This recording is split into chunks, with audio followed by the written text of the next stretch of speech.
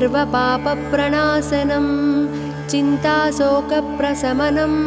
आयुर्वर्धनमुत्तमम्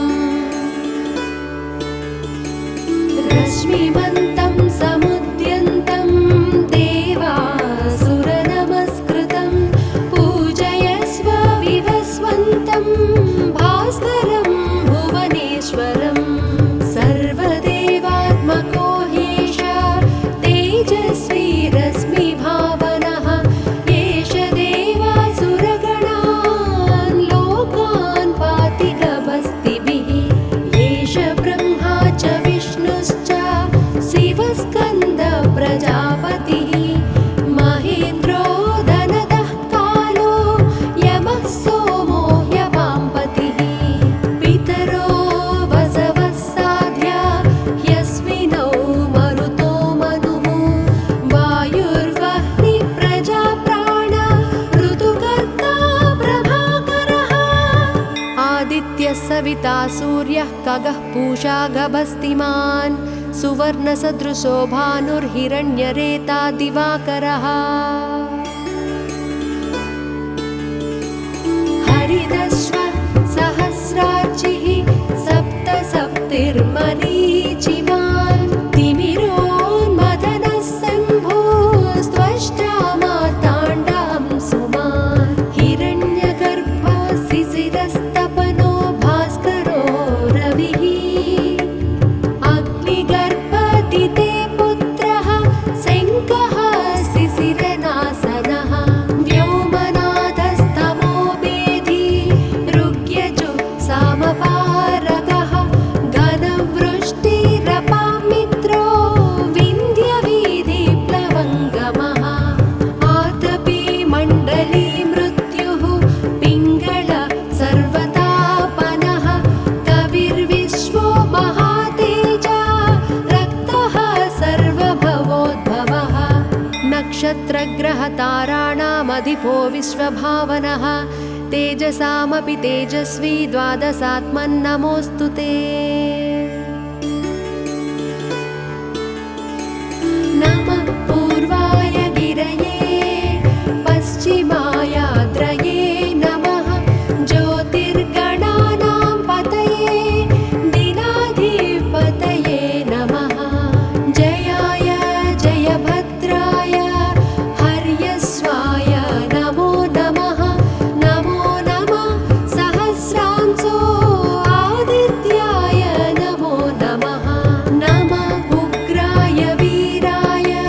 सारंगाय नमो नमः नमः पद्मप्रबोधाय मार्ताण्डाय नमो नमः ब्रह्मेशानाच्युतेशाय सूर्यायादित्यवर्चसे भास्वते सर्वभक्षाय रौद्राय वपुषे नमः तमोघ्नाय हिमोघ्नाय शत्रुघ्नायामितात्मने कृतघ्नघ्नाय देवाय ज्योतिषां पतये नमः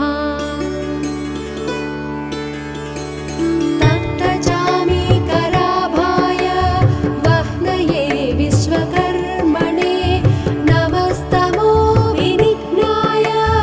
रुचये लोकसाक्षिणे नाशयत्येष वैभूतं तदेव सृजति प्रभुः पायत्येष तपत्येष वर्षत्येष गभस्तिभिः येष सुप्तेषु जागर्ति भूतेषु परिनिष्ठितः येष एवाग्निहोत्रं च फलं चैवाग्निहोत्रिणां वेदाश्च क्रतुवश्चैव क्रतूनां फलमेव च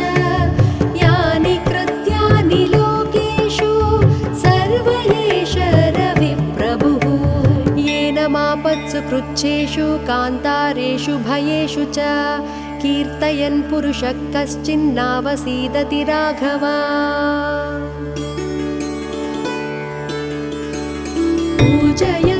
पूजयस्वैनमेकाग्रो देवदेवं जगत्पतिं एतत्त्रिगुणितं जग्त्वा युद्धेषु विजयष्यसि अस्मिन् क्षणे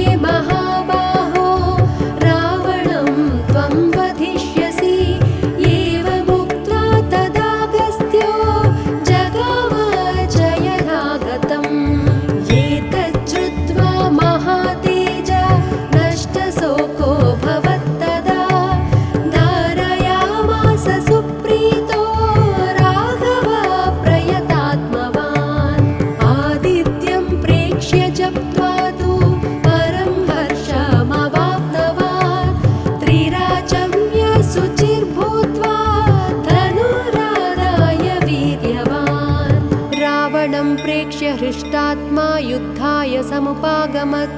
सर्वयत्नेन महता वधे तस्य धृतोऽभवत् इति आदित्यहृदयम्।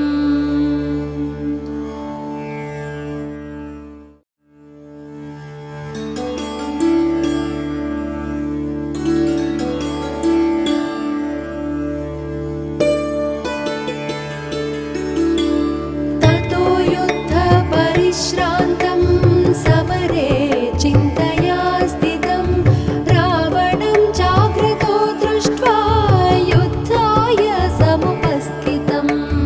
दैवतैश्च समागम्य द्रष्टुमव्यागतो रणम् उपागम्य ब्रवीत् रामम् अगस्त्यो भगवान् ऋषिः राम राम महाबाहो शृणु गुह्यं सनातनं येन सर्वान् नरीन् वत्सा समरे विजयिष्यसि आदित्यहृदयं पुण्यं सर्वशत्रुविनाशनं जयावहं जपे नित्यम् अक्षयं परमं शिवम् सर्वमङ्गलमाङ्गल्यं सर्वपापप्रणाशनं चिन्ताशोकप्रशमनम् आयुर्वर्धनमुत्तमम् रश्मिमन्तं समुद्यन्तं देवासुरनमस्कृतं पूजयस्व विवस्वन्तं भास्करं भुवनेश्वरं सर्वदेवात्मको ह्येष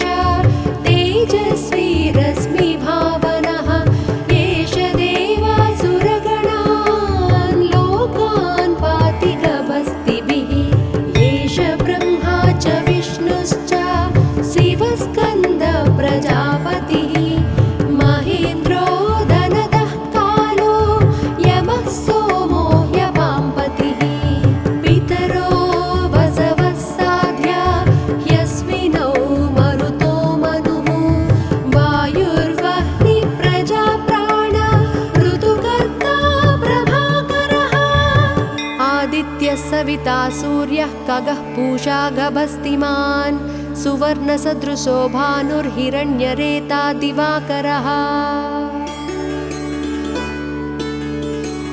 हरिदश्वः सहस्रार्चिः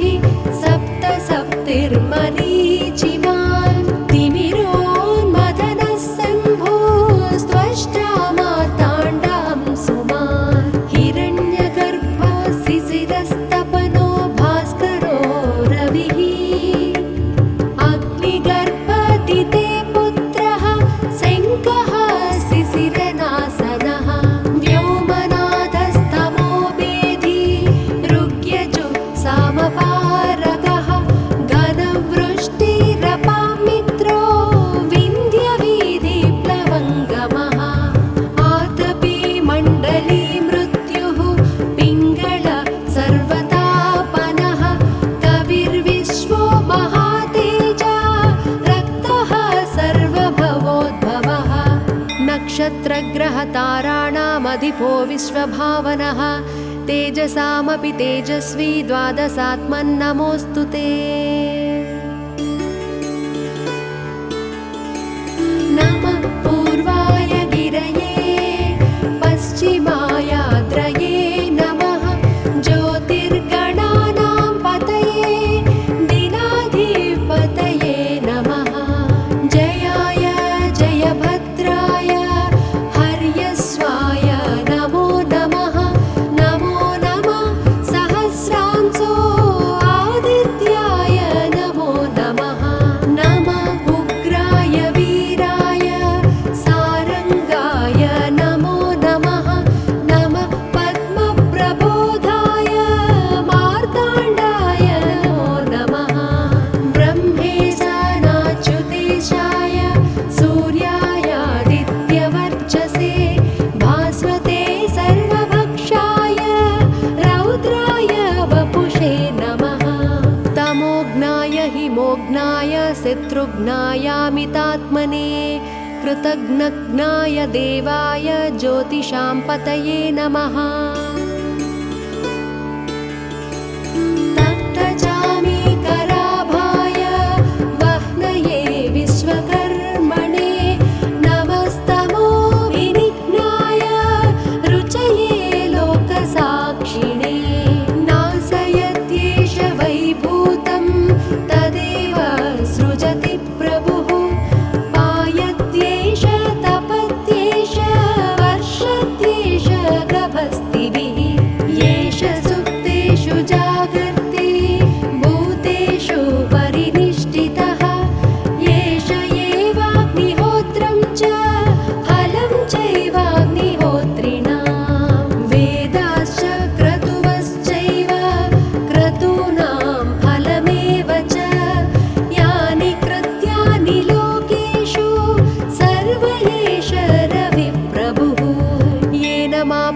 पृच्छेषु कान्तारेषु भयेषु च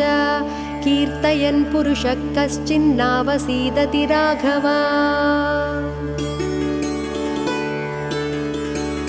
पूजयस्वैनमेकाग्रो देवदेवं जगत्पतिम् एतत्त्रिगुणितं जप्त्वा युद्धेषु विजयिष्यसि। अस्मिन् क्षणे महाबाहो रावणं त्वं वधिष्यसि। एवमुक्त्वा तदागस्त्यो जगाम जयरागतम्। एतच्छ्रुत्वा महातेज नष्टशोको भवत्तदा धारयामास सुप्रीतो राघव प्रयतात्मवान्। आदित्यं प्रेक्ष्य जप्त्वा तु परं हर्षमवाप्तवान्। त्रिराचम्य शुचिर्भूत्वा धनुरादाय वीर्यवान्। रावणं प्रेक्ष्य हृष्टात्मा युद्धाय समुपागमत्।